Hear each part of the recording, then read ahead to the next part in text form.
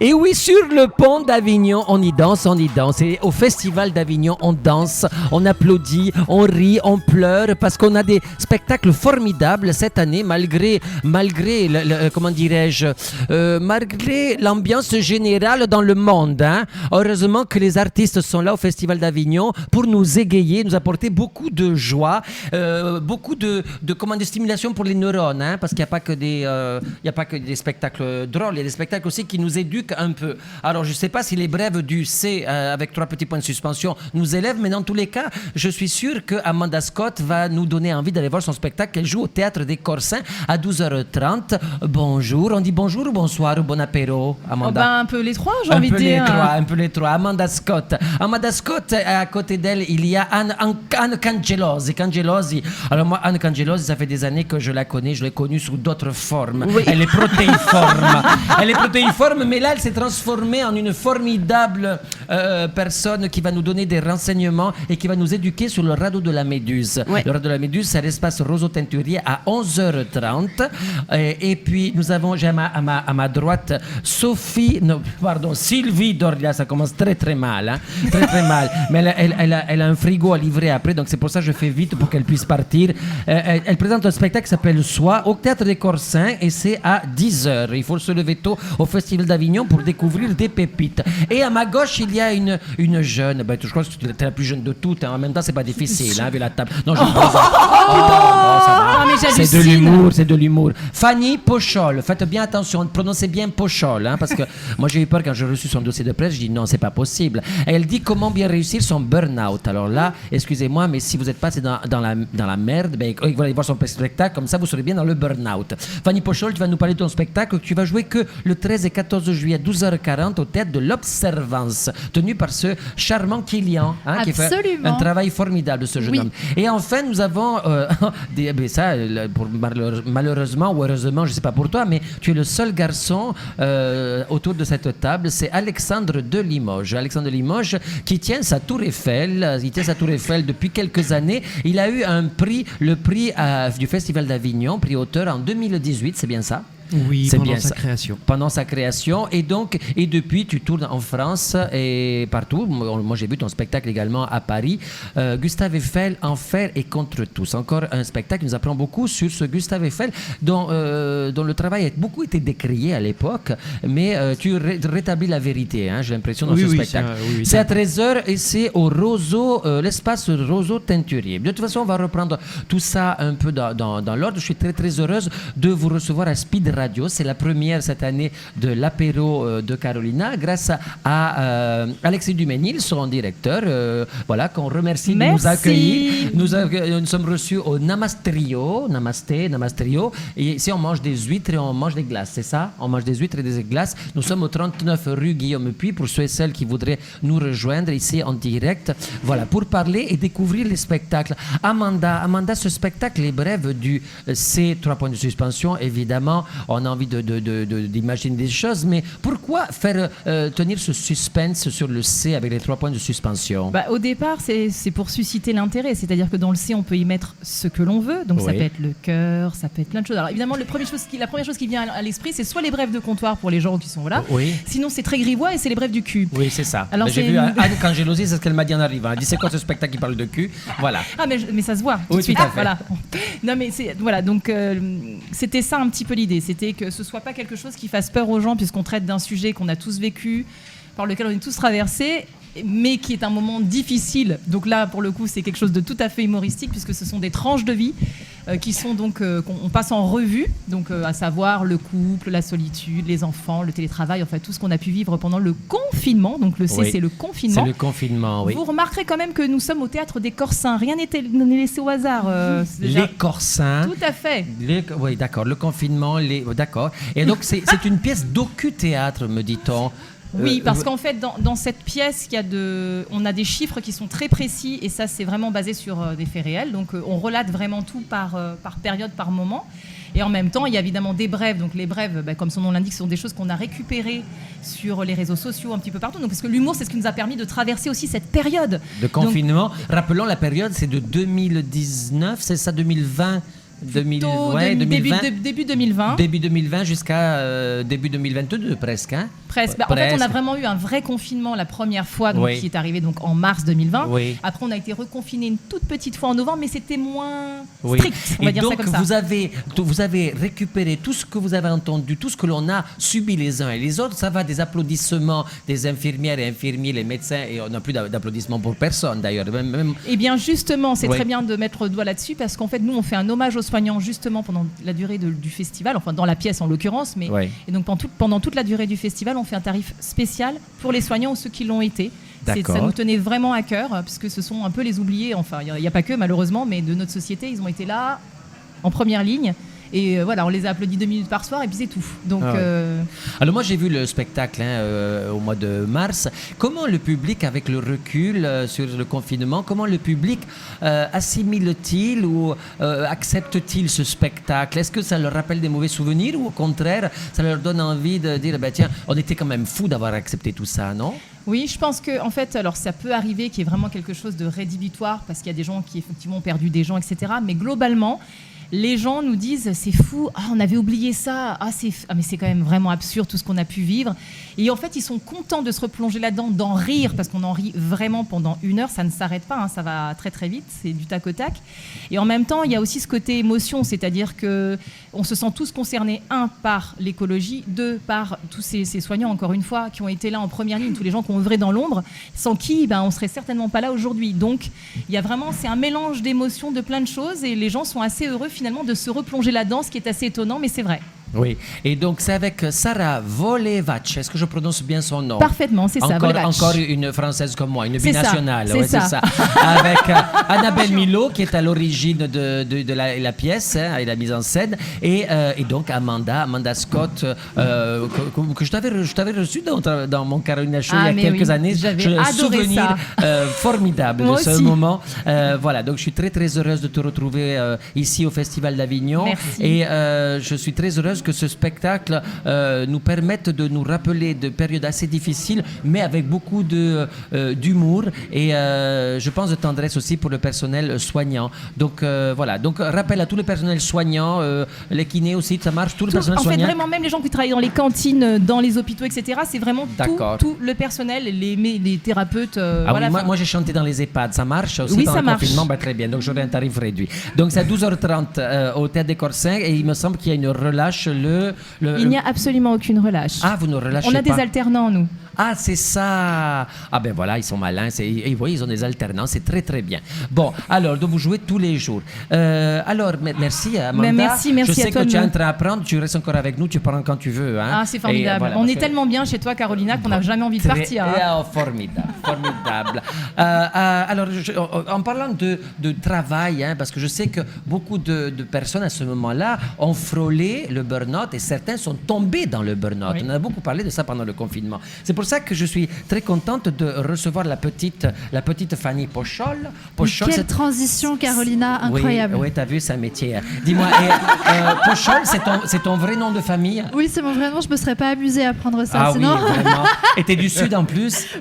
Pas du tout. Je suis suisse, moi. Ah, t'es suisse? Ah, c'est peut-être pour ça que ça ne va pas dire la même chose. Enfin, bon, c'est pas grave.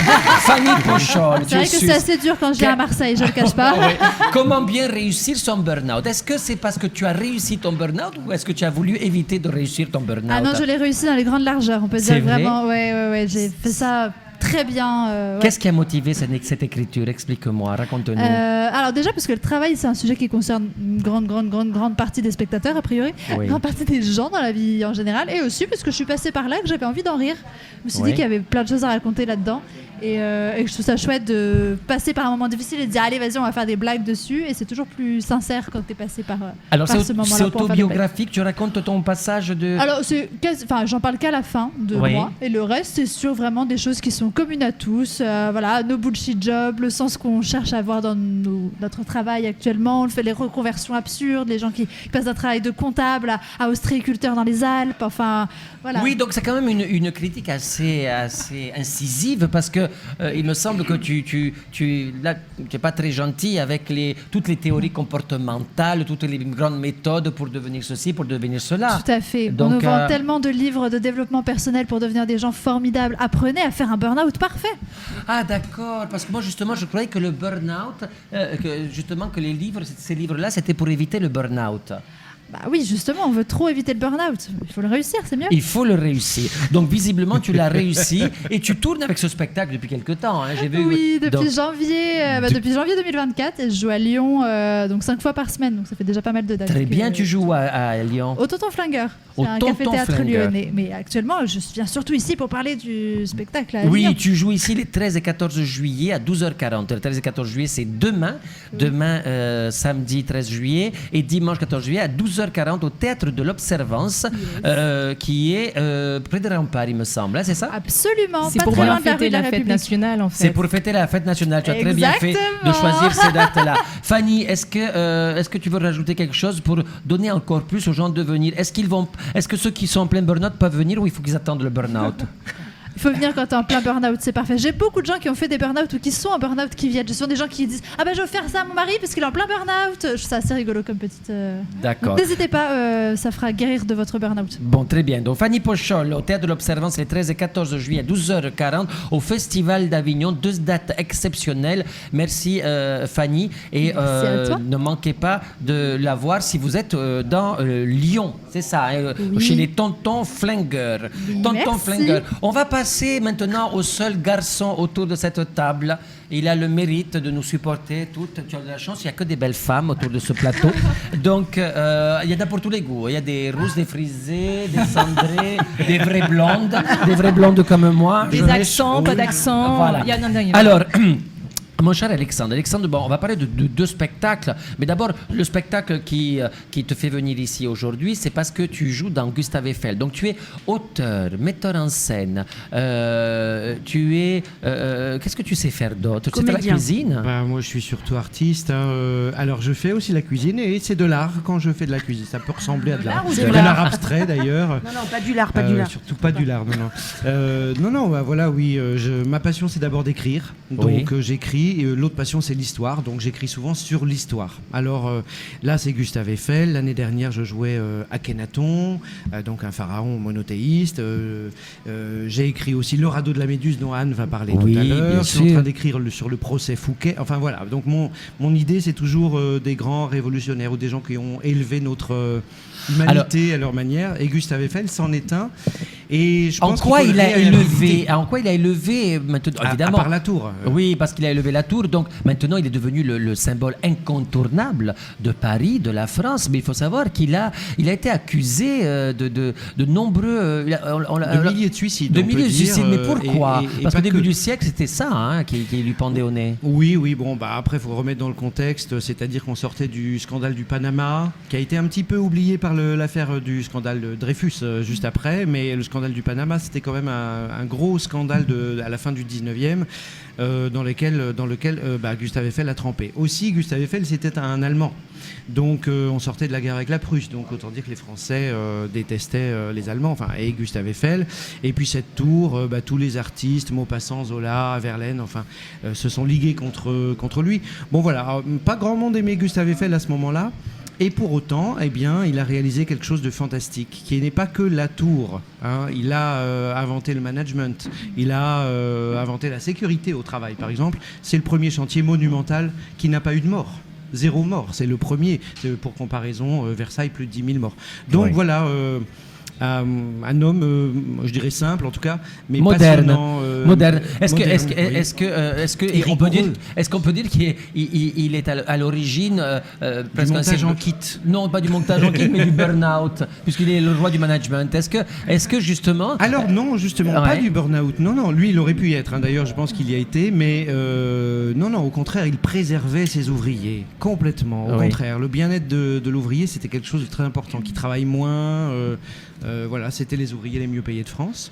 Voilà, donc, alors, mais pourquoi l'a-t-on accusé à tort d'avoir provoqué autant de suicides? Oui. Je dois dévoiler ce secret. Bon, c'est le scandale du Panama, en gros. Oui. Mais bon, je réexplique ça dans le spectacle. C'est un peu le fil rouge caché du spectacle. Donc, dis-nous ce que tu peux. Voilà. Aujourd'hui, on est en décembre 1888 dans le bureau de Gustave Eiffel et on est en pleine grève de charpentiers italiens au 2e étage. Voilà, alors cette tour, elle va servir de porte d'entrée pour l'exposition universelle et on ne peut pas donc la livrer en retard. Elle va être livrée dans 3 mois, pas plus. Et donc on doit les remettre au travail parce qu'on est très en retard.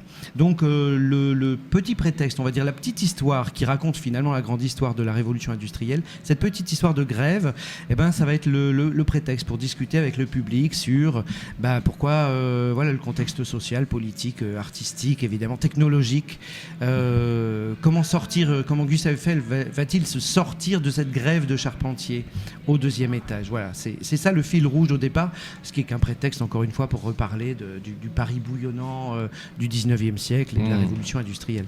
Et toujours cet appétit de jouer ce personnage parce que tu l'as créé en 2018. Je l'ai joué presque 1000 fois. 1000 fois. Et pourquoi cette année, ici, tu reprends celui-ci et pas Akhenaton Est-ce que tu as une affection particulière pour ce spectacle, pour Gustave? Alors, oui, je me sens proche de lui. En réalité, je me sens proche de lui pour des raisons tout à fait autobiographiques que je ne peux pas développer là tout de suite, sinon je vais me mettre à pleurer. Mais c'est vrai que Akhenaton, c'était celui pour lequel j'avais signé avec l'espace Roseau Teinturier. Et puis, quand on a vu les dates qui se décalaient, on a vu les petits, on s'est dit, oulala, ne prenons pas de risque pour cette année. Donc, refaisons Gustave Eiffel qui cartonne, voilà. Et puis, c'est vrai que cette année, c'était l'année du centenaire de la mort de Gustave Eiffel. Donc, on en a pas mal parlé. On a pris moins de risques, voilà. Mais tu as bien raison, parce que ça a mal démarré. On s'est beaucoup fait embrocher certains et certaines, hein, n'est-ce pas, avec ces changements de date, C'était pas très sympa. Donc, Avignon à FSC n'a pas été cool. Oui, tout à fait. Et nous avons pris le risque, plusieurs compagnies ici ont pris le risque avec beaucoup de courage. Et tu fais partie de ces gens courageux qui ont repris. Et tu as eu raison, peut-être. Je suis sûr que tu as eu raison de prendre une valeur sûre, dans tous les cas, un spectacle bien rodé, bien tourné. D'accord. C'est vrai que moi, je vois. J'ai dirigé, comme tu sais, l'école du One Man Show pendant 30 ans. Et donc, il y a une 50aine d'anciens étudiants qui sont là au festival. Et j'en vois quand même qui galèrent. C'est dur. On a mal pour eux, avec Anne, qui a été aussi leur prof.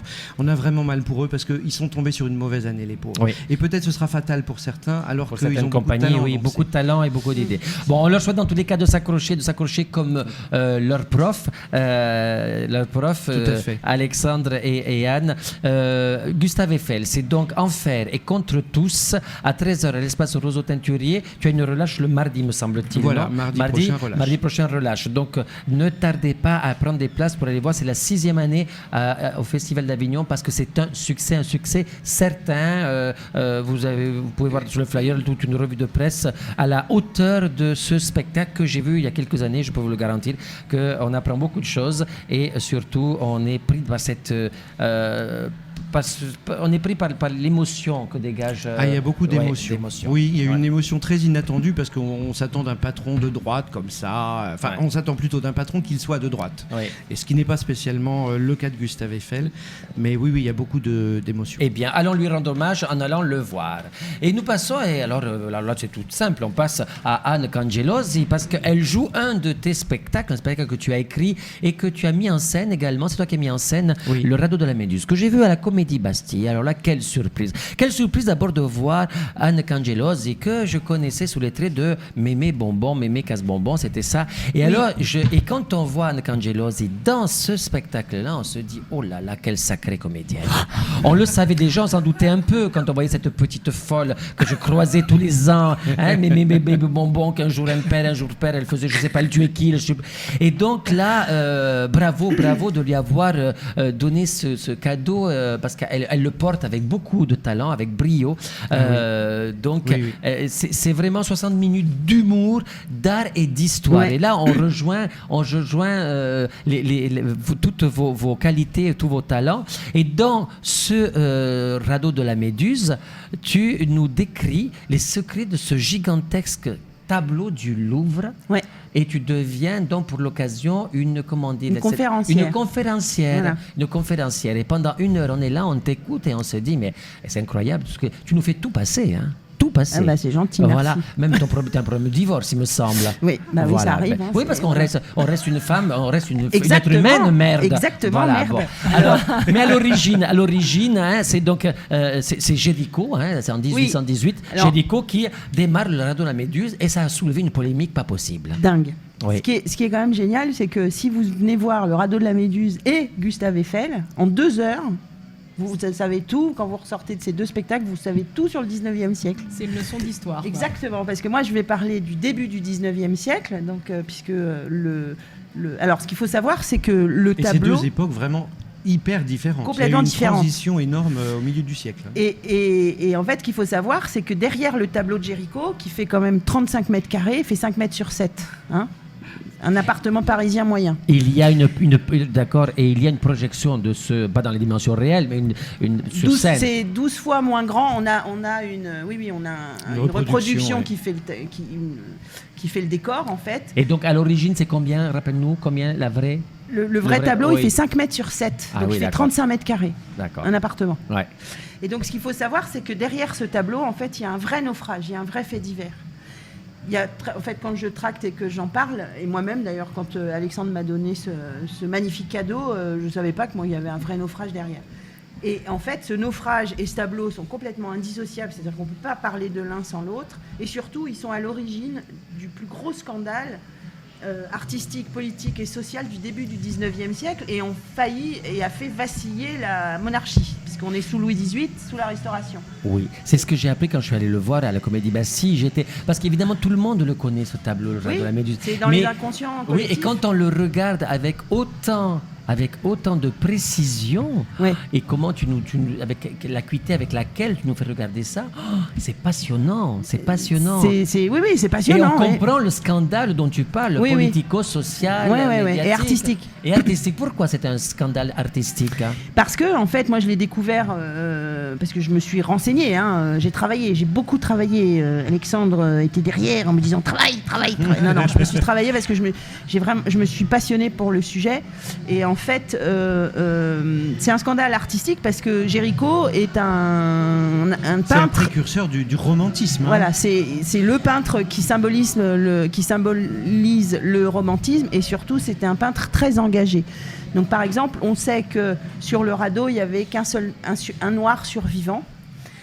Donc au départ, sur le radeau, il y avait 147 personnes. Hein. Oui. Peut-on rappeler, c'est un naufrage qui a eu lieu. Alors en 1816, donc c'est la Méduse, qui est une frégate qui transportait 400 personnes, dont 200 soldats. Donc la moitié, c'était des soldats. D'accord. Que Louis XVIII, c'était des soldats qui étaient bonapartistes et partisans de l'Empire. Donc Louis XVIII a dit, on va les envoyer au Sénégal, comme ça, ils vont nous foutre la paix.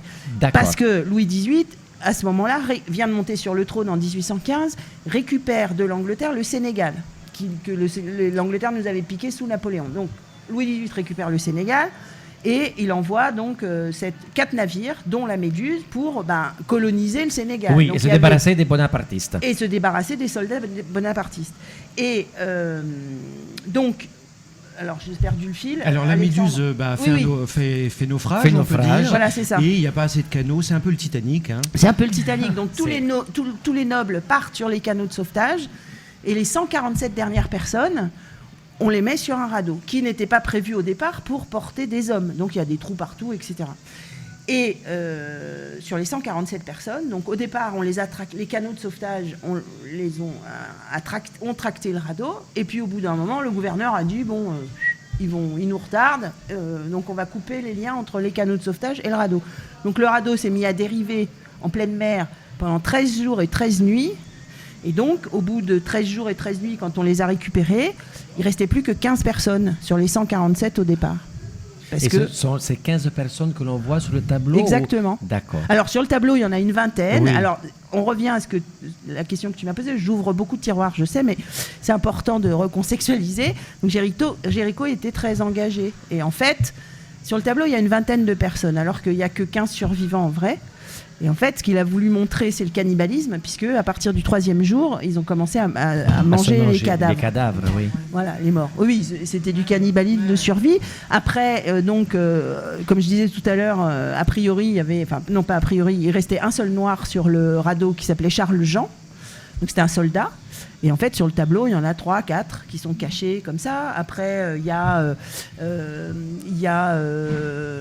toute cette pyramide. Oui, c'était en soi un scandale aussi, le fait qu'ils mettent en valeur ce noir. C'est le héros qu'on voit sur ce tableau. Qui tient. Noir. Oui. Ce tissu de dos là, ce noir de dos là.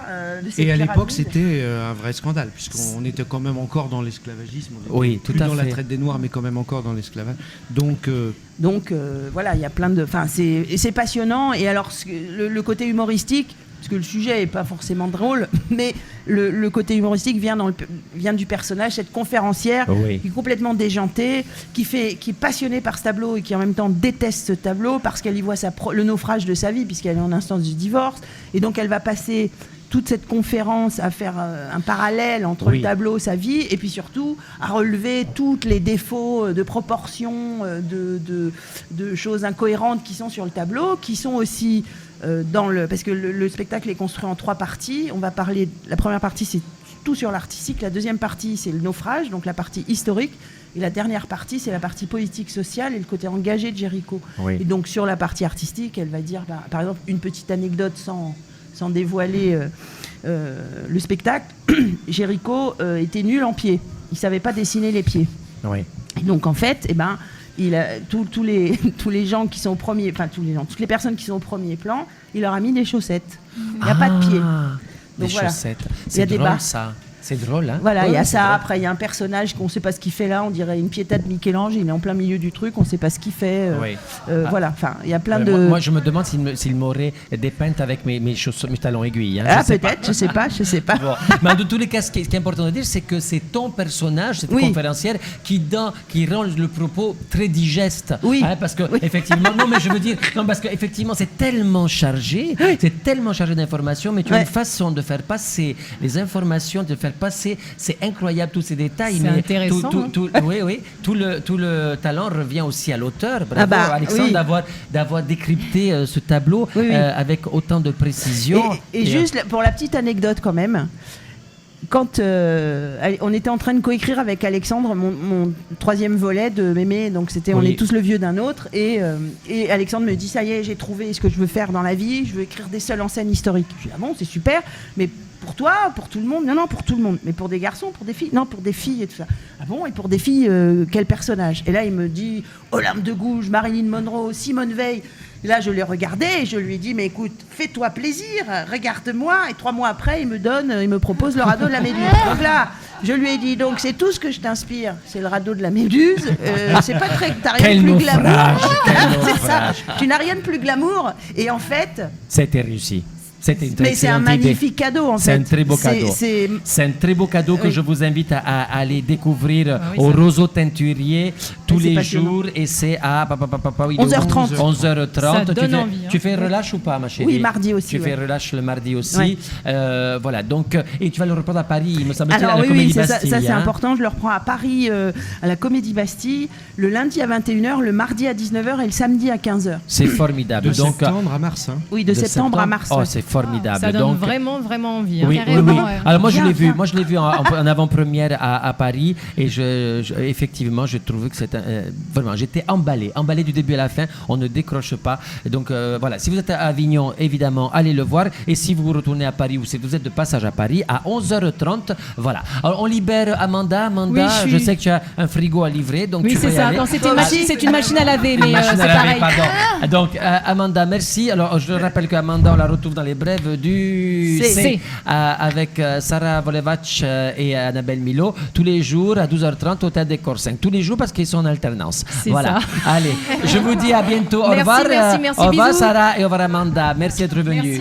Voilà. Et donc le radeau de la Méduse, comme je vous dis, c'est à 11h30 à l'espace Roseau Teinturier. Magnifique duo d'artistes, Anne Cangelosi pour l'interprétation et la prise d'otage de ce tableau, et Alexandre à la plume, Alexandre de Limoges. Dans le cadre de l'histoire aussi, il y a ce très beau spectacle dont dont on me parle depuis l'année dernière, Soit, avec Sylvie Dorlia. Ça parle aussi d'histoire, Sylvie. Hein. Donc c'est un texte, oh, j'ai dit un sexe, ça y est. Oh, ce lapsus. Alexis, je peux continuer encore un peu? Ça va déraper. Alors, qu'est-ce que tu veux? Alors, Alexis me fait signe, on va écouter un peu de musique. Là, on fait une petite pause et comme ça, je prends un peu d'eau parce que je commence à chauffer là. Hein, d'accord? Allez, et je reviens tout à l'heure. Speed Radio consacre ses programmes au Festival of d'Avignon du 29 juin au 21 juillet en direct de la station by Namas Trio. Et nous sommes évidemment ça y est, c'est parti avec la petite musique. Nous sommes en direct de Speed Radio au Namas Trio. Namasté. Justement, Namasté. Moi, ça m'intéresse, ce petit lien avec le spectacle de Sylvie Dorlia, notre prochaine invitée. Sylvie Dorlia qui nous raconte à sa façon, car elle a adapté le roman de Alessandro Baricco, Soit, qui nous raconte comment, à un moment donné, au milieu du 19e siècle, on est allé chercher de la soie au Japon et ça a provoqué chez cet auteur l'envie de raconter l'histoire de femmes. Est-ce que je dis c'est bien ça l'histoire? Alors à cette époque-là, on allait chercher des œufs de verre à soie au Japon pour alimenter les soirées du sud de la France. Ah, pour alimenter les soirées? Les soirées, j'ai compris, les soirées, ça y est. Moi, j'ai commencé, on m'a pas apporté de champagne ni rien. J'ai dit, c'est incroyable, ils font des soirées sans nous. Donc, les soirées, d'accord, mais c'est incroyable, c'est un accent ou quoi? Les soirées, d'accord. Et alors, dis-moi, vas-y. Alors, Soit, c'est le merveilleux roman d'Alessandro Baricco pour lequel j'ai eu un coup de foudre. Alors, faut pas me demander pourquoi, c'était une évidence. Alors, je ne l'ai pas encore lu, mais il paraît, beaucoup de gens me disent que c'est un roman. C'est mon livre de chevet. Il est d'une douceur, il est fluide, vraiment, avec un petit coup de théâtre à la fin. Enfin, absolument. Vraiment, c'est magnifique. Il est à la fois très envoûtant, c'est-à-dire qu'il fait voyager de la Provence au Japon. Il parle d'amour, il parle de mystère. Il parle du bonheur qu'on a du mal à saisir quand il est là. C'est à la fois très poétique, très lent. Bon, pourtant, je tiens à un très bon rythme. Hein. Il y a des voyages au Japon qui sont vraiment bien explicités. Et puis, il y a un coup de théâtre, parce que moi, j'aime bien les pièces où il y a un coup de théâtre à la fin. Ah oui, sinon, et où on dit j'avais pas vu venir ça. D'accord. Et c'est ce qui t'a donné envie de monter cette pièce-là? Je ne sais pas trop. En fait, le héros, Hervé Joncourt, donc Hervé Joncourt va dans les années 1860. Alors, rappelons qui est Hervé Joncourt. Alors, c'est un aventurier, on va dire, parce qu'il fallait être un aventurier à l'époque pour traverser le monde et aller acheter des œufs de verre à soie au Japon. Pour les soirées wachi-wacha. Pour les soirées. Et durant l'un de ces 4 voyages extrêmement dangereux à l'époque, il va tomber follement amoureux d'une belle inconnue. Et cette rencontre va bouleverser sa vie. Alors qu'Hervé Joncourt a en Provence une femme qu'il aime et qu'il aime. Mais voilà, c'est l'attrait de l'impossible amour, c'est l'attrait de l'ailleurs. Qu'est-ce qu'elle avait de particulier, cette femme qu'il a rencontrée, qu'il rencontre là-bas? Qu'est-ce qu'elle a de plus ou de différent de la femme qu'il aime vraiment et dont il est fortement épris? Qui sait? Elle avait un visage de jeune fille et ses yeux n'avaient pas une forme orientale. C'est dit plusieurs fois dans ce roman. Mais c'est presque ça le sujet aussi, hein. C'est le mystère. C'est le mystère, de cette femme. vraiment. On ne peut pas expliquer, c'est du mystère. Et ce qu'il faut aussi savoir, c'est que jamais il ne va échanger un mot avec cette femme à l'autre bout du monde. Ils ne parlent pas la même langue. Donc toute leur relation est faite... Elle est tactile, c'est très sensuel. C'est très sensuel. On parle d'amour, on fait l'amour plutôt par procuration. On décrit l'amour, il y a une sublime lettre d'amour, de l'acte d'amour qui est lue. Je ne peux pas en dire trop, c'est vraiment du mystère. C'est du mystère et qui est subtilement mis en scène par William Mesguich, qui a autant de talent que son père. Absolument, une très belle carrière lui aussi. Donc les lumières sont magnifiques, tout est extrêmement précis, léché. Il y a de la vidéo qui vient juste souligner quelques passages, apporter quelques évocations.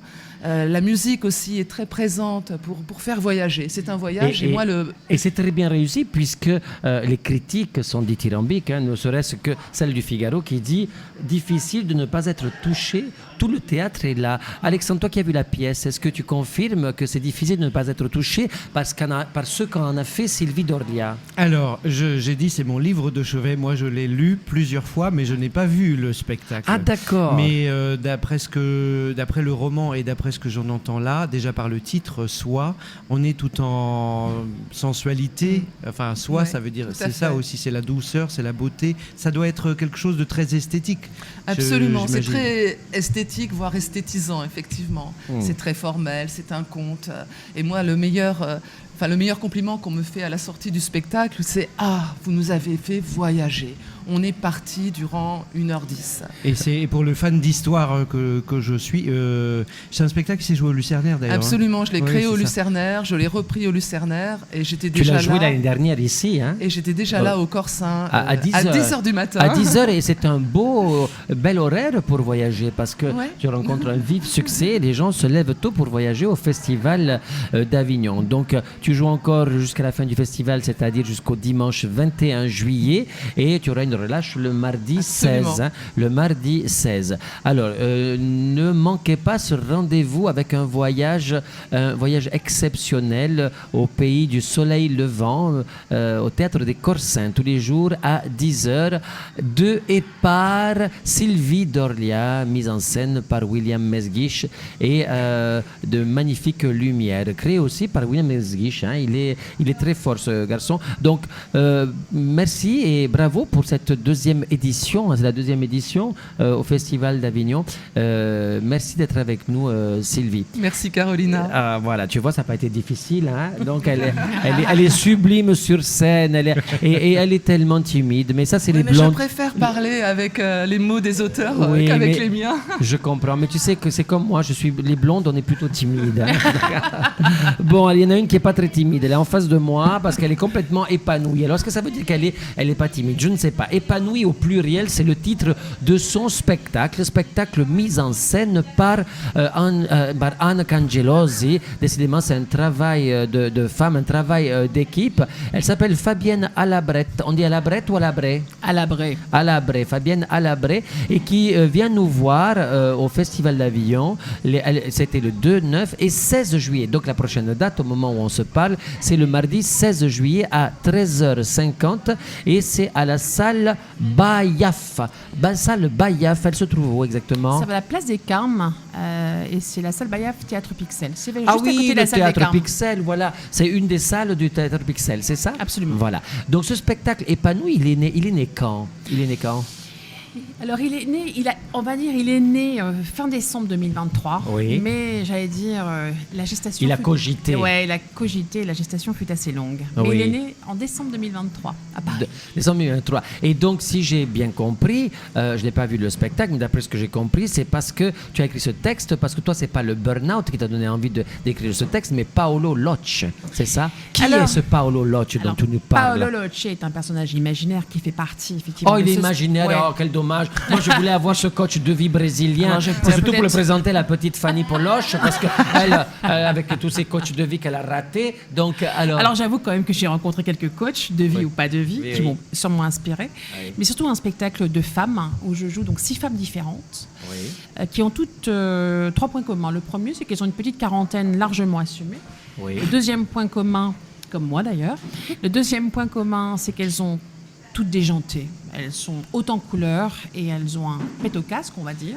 Et troisième point commun, c'est ça, c'est qu'elles ont rencontré ce fameux coach de vie, Paolo Locci, qui est originaire du Brésil, de Salvador de Bahia, voilà, qui est un personnage imaginaire. Et je joue ces femmes avant et après leur rencontre avec Paolo Locci. Alors, quand tu dis leur rencontre, est-ce que c'est leur rencontre autour d'un verre, leur rencontre biblique, leur rencontre tantrique? C'est quel type de rencontre qu'elles ont eu ces filles? Alors, Parce que moi, j'aime bien un peu les Abs- détails croustillants. Absolument. Alors, Sinon, on croustillant. s'emmerde. Tout se passe à Vichy, À Vichy, dans l'Allier, dans les termes de Vichy, juste à côté. juste à côté, d'accord. Paolo Locci vit et c'est là, voilà, où il a créé une sorte de centre, on va dire, de transformation de ces femmes. Et généralement, ça se passe là. D'accord. Tu crois que j'aurai mes chances avec Paolo Locci? Il peut faire quelque chose pour moi ou pas? Je pense. Je peux essayer de voir si je peux te donner son 06 ou 07. D'accord, très bien. Il On a voit deux ça, on voit ça, numéros, et- on voit ça après Je l'émission. peux essayer. Et donc quand même. cet homme-là vous a toutes les femmes qui sont sur scène avec toi, que tu joues sur scène, il vous a perturbé.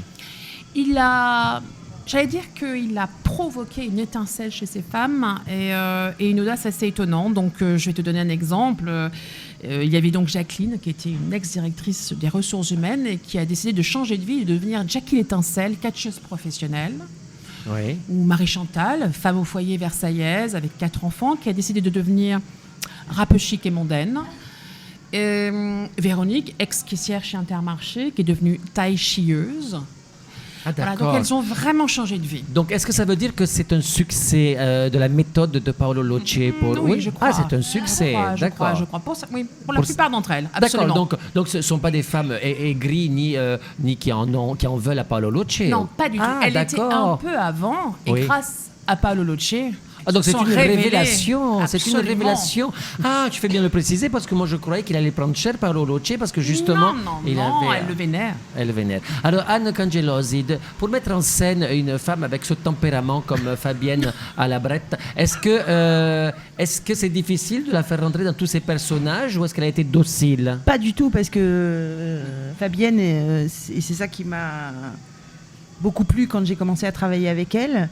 On s'est connus à l'école du One Man Show.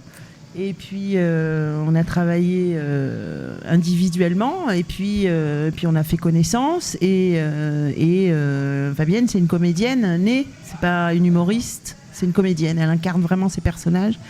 Et c'était pas du tout. Et moi, ce que j'aime profondément, c'est son lâcher prise, son grain de folie. Enfin, voilà. Et ça a été très très simple de la faire accoucher de ses personnages parce que enfin, en tout cas, je pense qu'elle m'a fait confiance. Hein, je parle sous ta Absolument.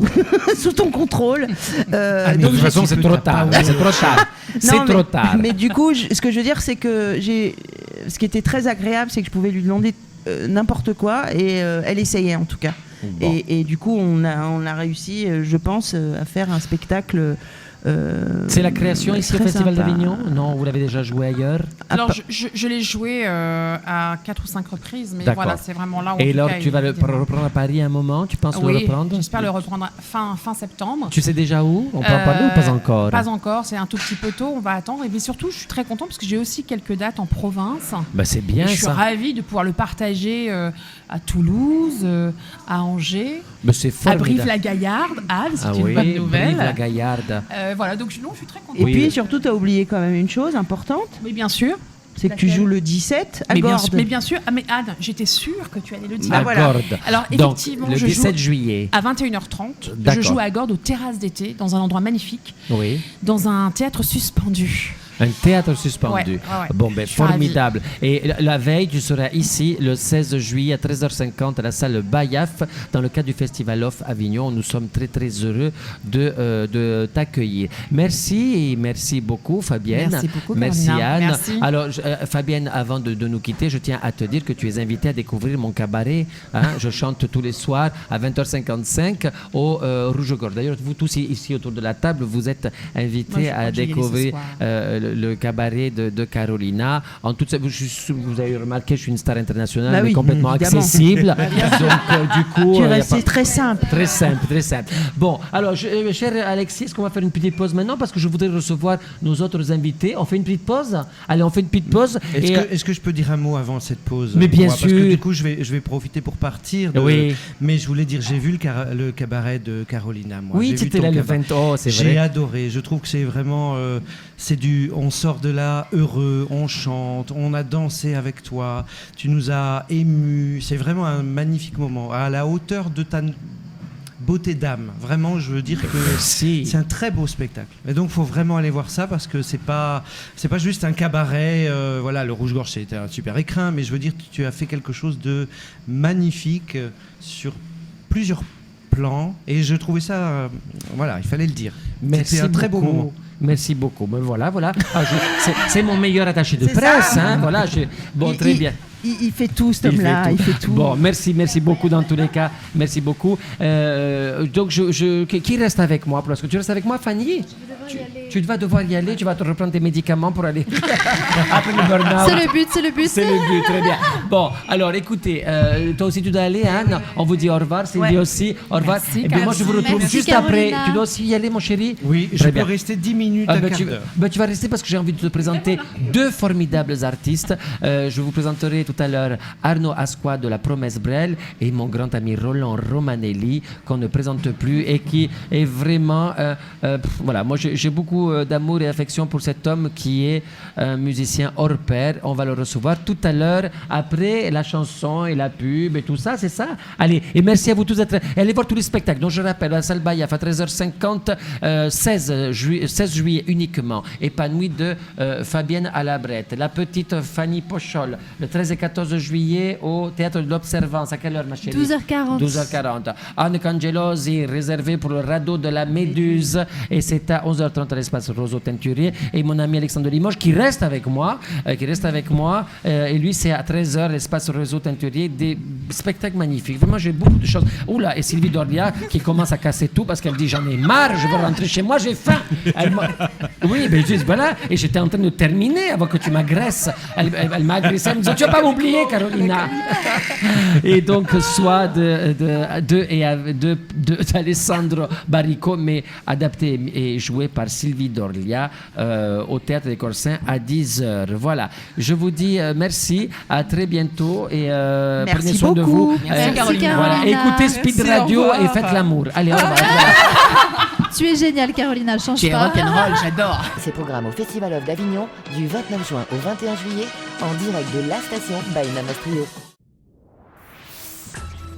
Nous voilà de retour dans l'apéro de Carolina. Je suis là pour vous recevoir au Namastrio, Namasté, au 39 rue Guillaume Puy, où Speed Radio a posé ses valises, tous ses micros pendant tout le Festival d'Avignon jusqu'au 21 juillet. C'est bien ça? Aux manettes, il y a son directeur Alexis Duménil qui nous a gentiment proposé, qui m'a gentiment proposé une carte blanche pour recevoir les artistes que j'aime, les coups de cœur de Festival d'Avignon. Et il se trouve que j'ai énormément de chance parce que des gens que je connais, que j'ai vus à Paris, sont là au festival. Alors, bon, vous l'avez entendu tout à l'heure, c'est Alexandre de Limoges avec son magnifique Gustave Eiffel et d'autres spectacles qu'il écrit et met en scène. Mais je suis tout face à moi, un grand ami, je peux dire qu'on est amis, hein, mon cher Roland Romanelli, qu'on ne présente presque plus, hein, Roland. Ben oui, Roland Romanelli, avec une doigté incroyable, parce que c'est quelqu'un qui joue du piano et de l'accordéon, grand musicien,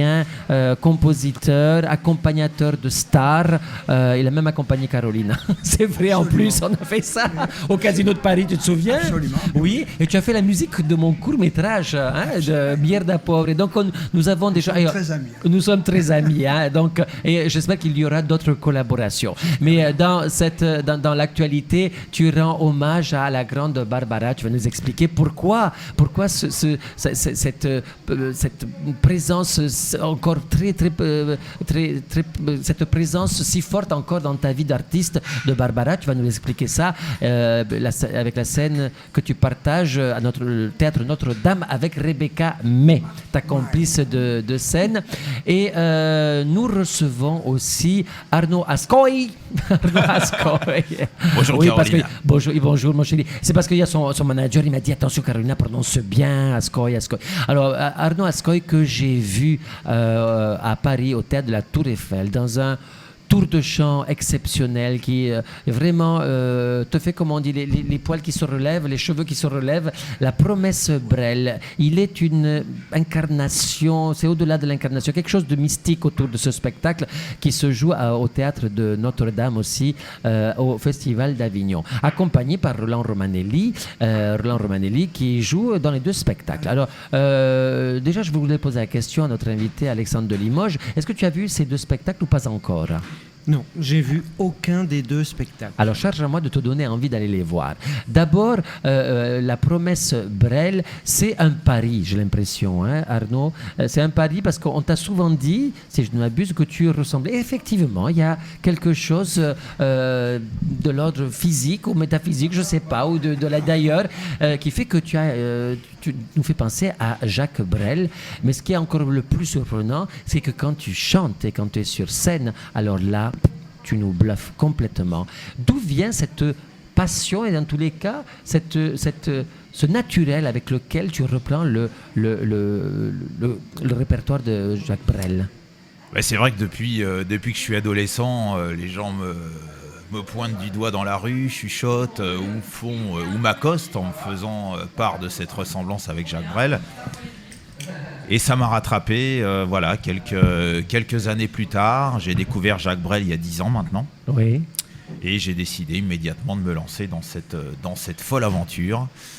D'être sur scène. Voilà. Parce que tu ne viens pas de là. Toi, pas du tout. Moi, viens... j'ai été officier de police en PJ à Paris avec pendant les pistolets, plus de 15 tout ça ans, avec le pistolet, les dingue. menottes, Carolina. Oh aussi. là là, dis donc, arrête, tu me fais rêver avec les menottes. Tu n'as plus les menottes maintenant. Non. Et puis j'ai été détective privé, et puis j'ai été Formidable, artisan. quelle vie exceptionnelle. Et maintenant, tu prends la vie et la voix de Jacques Brel sur scène, c'est extraordinaire. Voilà, oui, on a eu la chance de faire l'Olympia il y a quelques mois avec Roland et Jean-Philippe Audin au violoncelle. J'étais là et quel succès bien Voilà, et mérité. puis on a une tournée au Canada, au Québec, début d'année prochaine, puis en Belgique. Formidable. Voilà. Tous les pays francophones et qui aiment Jacques Brel depuis longtemps vont recevoir les bras grands ouverts, comme le public ici au Festival d'Avignon. C'est ton premier Avignon avec ce spectacle-là ? Oui, c'est mon premier Avignon. Alors, comment vis-tu cette première expérience d'Avignon ? Tu n'étais jamais venu à Avignon en tant qu'artiste, dans tous les cas ? Non, en tant qu'artiste, j'étais jamais venu. C'est une très belle expérience parce qu'en même temps, on joue très régulièrement. Donc, on joue en alternance ce spectacle Brel avec le spectacle Barbara. Oui. Je rappelle que tu joues le 13, 15, les jours impairs. Les jours impairs. Voilà, il reste encore 5 représentations à 21h35 au Théâtre de Notre-Dame, c'est ça. Et donc, le fait de jouer régulièrement, qu'est-ce que ça te provoque pour toi ? Qu'est-ce que ça fait ? C'est un vrai bonheur parce que c'est vrai que lors de la tournée, on joue sur tous les week-ends. Alors là, on joue effectivement tous les 2 jours et c'est assez particulier parce que ça me rappelle un petit peu mes débuts, en fait, puisque j'ai commencé à Paris en chantant dans la rue. Oui. Et puis là, voilà, quelques mois après l'Olympia, je me retrouve dans la rue à tracter et à aller chercher les gens et aller à leur rencontre. On garde les pieds sur terre au Festival d'Avignon. Absolument, oui, c'est ça. Et c'est très sympathique d'ailleurs parce que les gens globalement accueillent le spectacle plutôt bien. Certains m'ont déjà vu à la télé, certains nous ont déjà vus en concert aussi. Donc globalement c'est bien accueilli et c'est vrai que c'est très sympathique de pouvoir discuter avec les gens comme ça, quoi. Le bouche à oreille au Festival d'Avignon est formidable, surtout si on a déjà fait de très belles dates ailleurs, ce qui est votre cas car vous êtes 3 sur scène. Il y a Jean-Philippe Audin au violoncelle, formidable, et Roland Romanelli qui t'accompagne au clavier mais aussi à l'accordéon. Et alors Roland, c'est toi qui as fait les arrangements de ces nouvelles versions de chansons tu as quand même respecté les versions originales. Hein. Je respecte l'esprit. L'esprit, d'accord. L'esprit de la chanson, parce que je n'aime pas quand on dénature les œuvres. J'ai aucune. J'y tiens vraiment absolument.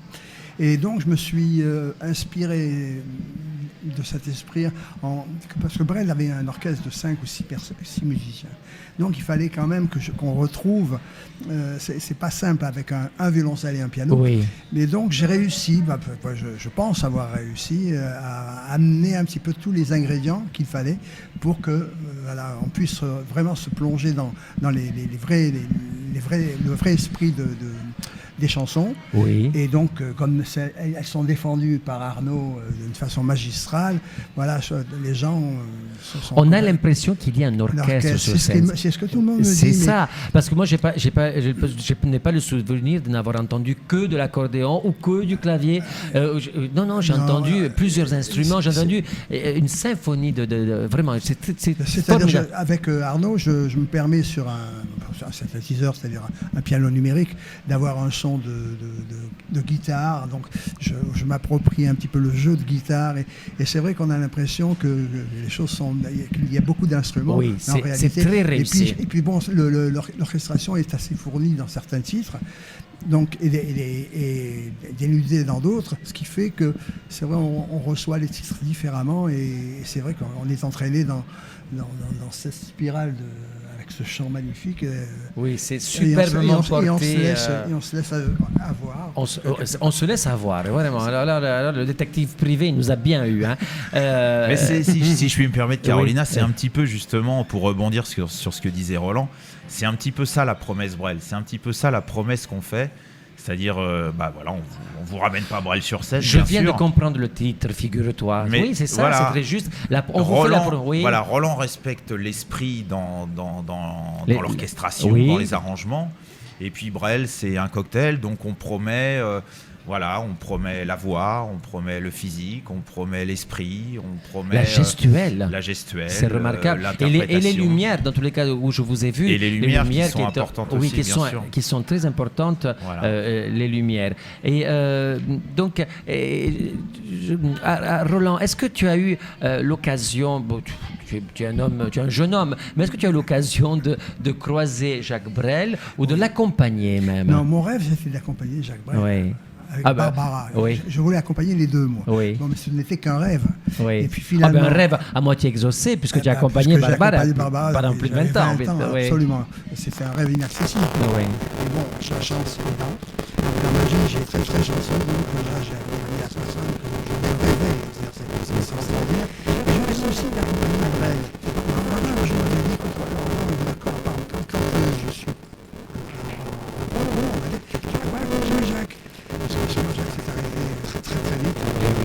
Bon, c'est jeune, au sens qu'on peut prendre les choses comme ça. Par contre, j'ai eu l'occasion de faire plusieurs années avec lui et Barbara. C'est deux monstres. C'est deux êtres dont je rêvais.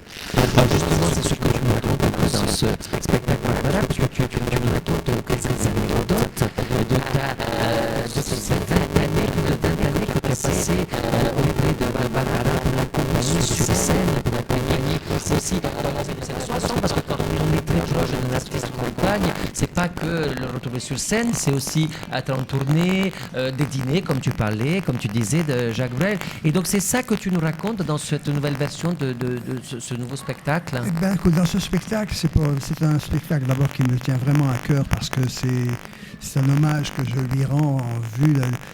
Tu sais, Barbara, je l'ai connue et j'avais 20 ans. Elle en avait 36. Je veux dire, et elle m'a fabriqué, elle m'a fait. C'est-à-dire que ça, c'est indéniable. Je veux dire, si je ne l'avais pas rencontrée, je n'aurais peut-être pas fait la carrière que j'ai fait. Je n'aurais pas rencontré tous les artistes que j'ai rencontrés. Mais elle ne t'aurait peut-être pas gardé non plus si tu n'avais pas le talent que tu avais déjà à l'époque. Le talent, je ne sais pas. Mais en tout cas, je sais qu'elle m'a engagé sans me tester, sans m'auditionner. C'est-à-dire que ça a été... un coup de foudre, une rencontre artistique. Tu sais, elle est médium, Barbara. Elle est très médium, donc elle sent les choses. Et c'est vrai que... quand tu as 20 ans et que tu tombes sur une artiste dont tu rêves et qui te dit, voilà, je vous ai cherché dans tout Paris parce que je me suis séparé de mon accompagnateur. Moi, j'étais complètement Quand on a 20 ans, on dit, mais qu'est-ce qui m'arrive? Qu'est-ce qui m'arrive, absolument. Donc, c'est vrai que je me suis investi dans les 30 chansons en 24 heures. Parce qu'on n'a eu que 48 heures pour monter le spectacle. Après, on partait en tournée. Et donc, voilà, Barbara, c'est 20 ans de ma vie, c'est un amour de 8 ans, mais très intimement. Elle a écrit des chansons pour moi, elle a écrit notre histoire. Est-ce qu'on peut dire les chansons qu'elle a écrites pour toi? La première chanson que j'ai composée, dont elle m'a donné le texte, c'est À peine. À peine le jour. Ah oui, voilà, donc il raconte notre histoire. histoire. C'est la première fois où je pense que, parce qu'avant tu n'en parlais pas trop de cette intimité que tu as jamais. Alors je vais te dire pourquoi j'en parle. Et pourquoi tu décides aujourd'hui d'en parler? Parce que c'est Éric Emmanuel Schmitt qui a revisité la mise en scène. Oui. Et donc moi je voulais pas parler sur scène. Je suis pas quelqu'un qui parle, je suis quelqu'un qui joue. Et donc il me dit, écoute Roland, si tu racontes pas la vraie histoire et si tu ne parles pas, je te mets pas en scène. Donc je me suis retrouvé, après il faut savoir ce qu'on veut, donc je me suis fait pénitence et puis j'ai appris mon texte, et puis bon, j'ai accepté aussi de parler de l'amour que j'ai partagé avec elle pendant 8 ans. C'était une forme de pudeur peut-être de ne pas vouloir en parler plus tôt? Je pensais que ça n'intéressait personne et que voilà, que ça pouvait rester en moi. Oui. Et donc c'est ce que tu nous racontes avec Rebecca May, qui est ta partenaire de jeu, qui est remarquable, sublime sur scène. Elle défend bien le rôle. Oui. Et là aussi, hein, on a parfois, quand on regarde le spectacle, on se dit il y a des airs, il y a des on retrouve des choses. Et c'est tout l'art de ces acteurs et actrices, parce que vous êtes avant tout des acteurs et actrices comme Arnaud Ascoy et Rebecca May, puisque avant de chanter, vous êtes vraiment des personnes qui prennent forme quand vous incarnez des personnages. Donc c'est très très très réussi. Vous jouez à 21h35 au théâtre Notre-Dame. Alors vous, c'est les jours pairs, donc c'est-à-dire ce soir le 12, 14, 16, 18 et 20. Donc il reste 5 représentations pour découvrir les anecdotes sur Barbara de 20 ans de tournée. 20 ans de tournée. Quel est le souvenir le plus, dirais-je, spectaculaire de tournée que tu gardes de Barbara? C'est vrai qu'on disait d'elle qu'elle avait des exigences incroyables avec son rocking chair, etc. Elle voulait son rocking chair sur scène. Non, mais son rocking chair, c'est toute une petite histoire. C'est quand on a composé Vienne, il a fallu qu'on le travaille, et chez elle avait un rocking chair. Donc elle était dans son rocking chair. Et donc, elle corrigeait son texte, on le remaniait, on répétait, moi j'étais au piano. Et à un moment donné, nous sommes partis en tournée, et sur scène, elle a voulu la chanter, et elle s'est complètement trouvée perdue. Elle a dit, moi je ne peux pas la chanter comme ça, il me faut mon rocking chair. Et donc on a fait venir le rocking chair, et depuis c'est resté. Il est resté pendant la tournée. Elle chante à peine dans le rocking chair, comme à la maison. Comme à la maison. Alors je me permets de raconter l'anecdote qui vient, parce que tu en parles tu en parles. Tu disais qu'à un moment donné, vous vous êtes séparés sur un malentendu. Hein, et d'après toi, c'est parce que elle avait peut-être la crainte que tu la vois faner, c'est ça? C'est comme ça que tu le dis? Non, c'est parce que c'est elle qui le disait. C'est elle qui me disait. On voulait se séparer, mais on avait énormément de mal à se séparer. Donc elle me dit, je dis, mais pourquoi tu veux qu'on se sépare? Parce que pour l'instant tu continues à chanter, parce qu'elle voulait s'arrêter à 42 ans, elle. Oui. Alors, moi j'étais vraiment inquiet, parce que je me suis dit, 42 ans, j'ai que 6 ans à passer avec elle. Donc non, elle ne s'est pas arrêtée à 42 ans. Mais elle me disait, écoute, je crois qu'il faut qu'on se sépare, parce que c'est tellement formidable, et j'ai pas envie que tu me vois vieillir, j'ai pas envie que tu me vois malade. C'est vrai qu'elle commençait à être malade. C'était une preuve d'amour, non? Donc pour moi, c'est plus une preuve d'amour qu'une dispute. Oui, c'est ça. C'est d'ailleurs ça. C'est pour ça que je me permets de le faire. Parce qu'effectivement, c'est ce qu'on comprend en tous les cas, tel que tu le dis. Et mon seul regret, c'est qu'elle avait demandé, parce que quand je suis parti, il est évident que je ne laissais pas Barbara sans musicien capable de pouvoir assumer tout son répertoire, et avec autant de finesse. De ne pas la rendre malheureuse. Donc, c'était avec Gérard Daguerre. On va dire une semaine avant qu'elle parte, elle avait dit à Gérard, écoute, parce qu'on ne s'est pas vu pendant 11 ans, hein, attention, on s'est appelé au début, mais comme elle m'a fait une blague et puis j'ai mal réagi, peu importe, elle avait dit la semaine avant son décès, j'aimerais revoir Roland, est-ce que vous pouvez venir? Et nous, on était avec Jérôme Savary, on avait beaucoup de travail. J'ai dit, on ira un peu plus tard, et ça, c'est mon seul regret, parce qu'elle est partie, j'ai pas pu réaliser. Mais dans tous les cas, elle avait envie de te voir. Donc, elle est partie avec ça, et toi, tu sais qu'elle est partie avec une partie de toi. Mais moi, je suis malheureux, parce que j'aurais tant aimé que, voilà. Mais tu lui rends tellement hommage à travers tout ce que tu fais, et à travers ce spectacle en particulier, donc que je suis sûr qu'elle te le pardonne. Je suis sûr qu'elle te le pardonne. Je pense que oui, parce que si elle ne me le pardonnait pas, ça fait longtemps qu'elle m'aurait fait tomber un projet et que tu nous... Bon, dans tous les cas, Barbara avec Roland Romanelli, et vous êtes également accompagné par Jean-Philippe Audin. Alors, quel duo magnifique. Alors, je te vois, Alexandre, acquiescer. Tu vois ces deux formidables spectacles qui sont là au Festival d'Avignon. Donc, je ne sais pas si tu as une soirée de libre encore. Voilà. Mais, oui, je vais rajouter ça à mon agenda. Il faut absolument que tu ailles voir Barbara, parce que d'abord, on parle de choses que l'on connaît. Voilà. Et c'est le même horaire, c'est 21h35. Et Arnaud Ascoy dans La Promesse Brel, qui est une promesse tenue. Je tiens à le dire, c'est une promesse tenue. Et je suis ravi que tu sois venu cette année au Festival d'Avignon. Je suis sûr que ce n'est pas que le premier. Et je te souhaite de continuer avec autant de succès et avec d'autres Olympias. Et merci d'être venu. Je voudrais donner la parole à quelqu'un qui lui, alors son travail, c'est d'aller tracter. Parce que c'est très important au Festival d'Avignon. Hein. Tu as vu, tu parlais, Arnaud, il faut soi-même aller tracter. Ah oui. Moi, je ne vais pas tracter parce Plusieurs heures par jour. Je suis une star internationale complètement accessible. Mais bon, de temps en temps, je vais tracter quand j'arrive de Madrid. Et nous avons avec nous Stéphane Baron, qui lui, il tracte pour un spectacle qui s'appelle Mon Petit Grand Frère. Mon Petit Grand Frère qui se joue à 14h55 au 3S, anciennement 3 Soleil. Stéphane, bonjour. Est-ce que tu as mal aux pieds pendant ce festival? Non, ça va. Ça va?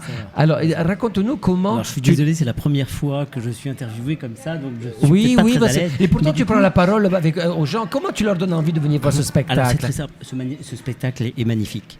C'est l'histoire vraie de Miguel-Ange Sarmiento. Je vais vous dire 2-3 mots parce qu'en même temps, il y a beaucoup d'émotions. C'est très intime, très puissant. Miguel-Ange Sarmiento, qui en 1971, suite à un événement familial, on a fait un seul en scène dans lequel il va vous parler de résilience, de bonheur et d'amour. L'amour d'un frère qui est parti trop tôt. Et du coup, dans ce spectacle qui dure qu'1 heure, mais avec tant d'émotions, de puissance, de personnalité, parce qu'il est personnel, en général, on ne ressort pas indifférent de ce spectacle-là. Et effectivement, les gens, je suis là tous les jours à la sortie du spectacle, parce que du coup, Miguel-Ange en a fait un livre, qui est textuellement le texte qu'il a écrit, avec dedans le petit QR code qui rappelle la musique.